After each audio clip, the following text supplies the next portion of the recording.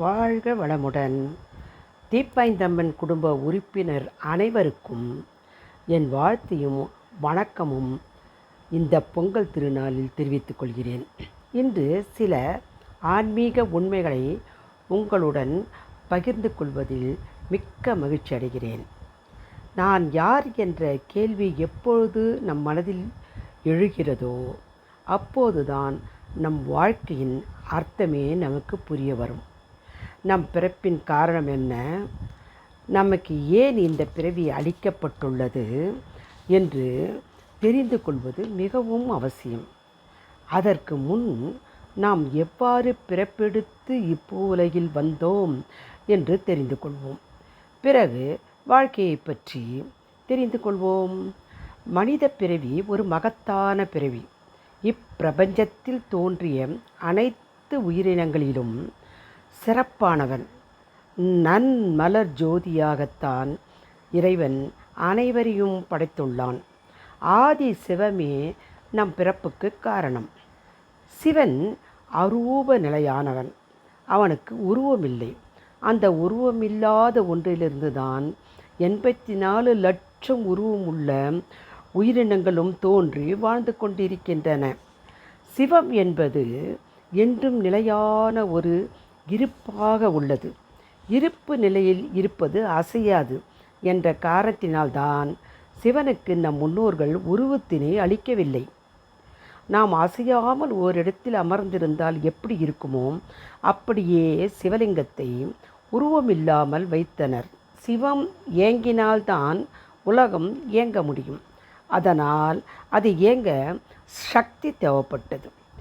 இவ்வாறு சிவம் சக்தியோடு சேர்ந்து இயங்கியதைத்தான் நமக்கெல்லாம் தெரிவிக்க அர்த்தநாரீஸ்வரர் என்ற தோற்றத்தை கொடுத்தனர். ஆதியில் சதாசிவமாக இருந்த சிவம் இப்போது சக்தி சிவமாக மாறினார். பிறகு விண் என்ற அந்த பேரண்டத்தின் அழுத்தத்தால் நொறுங்கி அந்த ஆகாயமே, அந்த விண்ணே துகளானது.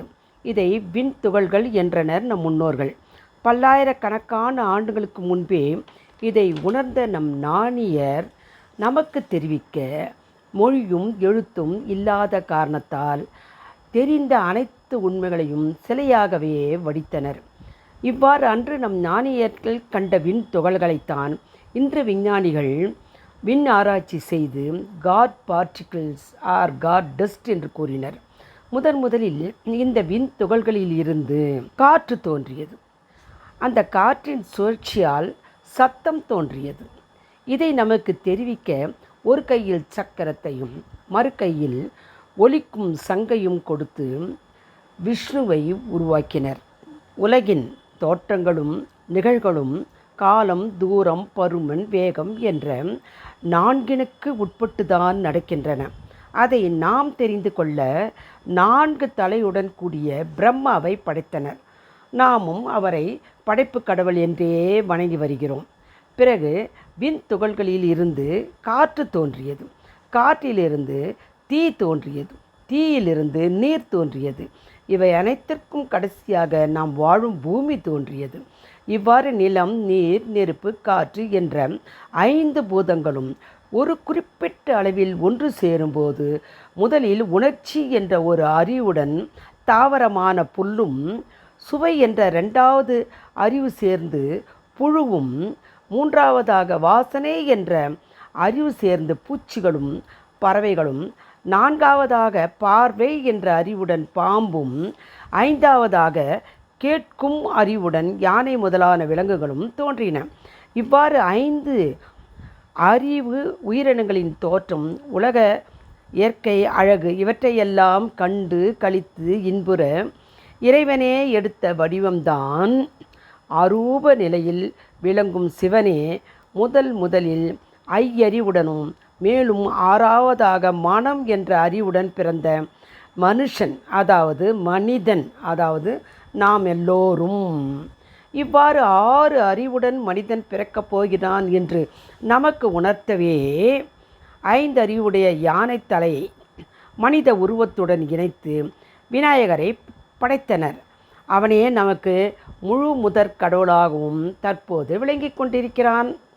இவ்வாறு 5 அறிவுகளுடன் பிறந்த விலங்கினங்களுக்குப் பிறகு 6வது அறிவான ஆராய்ச்சி என்ற மனம் கொண்ட மனிதன் பிறக்கப் போகிறான் என்பதை நமக்கு அறிவுறுத்தவே விநாயகருக்குப் பிறகு பிறந்த முருகனை ஆறுமுகன் என்று அழைக்கிறோம்.